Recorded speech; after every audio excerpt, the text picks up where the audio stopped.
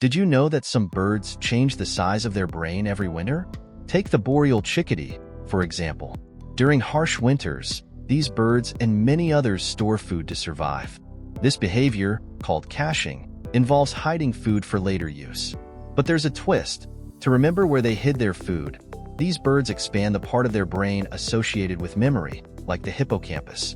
Scientists have found that in winter, the hippocampus of birds like the black-capped chickadee can grow by as much as 30%. Once warmer weather returns, their brains shrink back to normal. It's a fascinating adaptation that helps them thrive in challenging environments.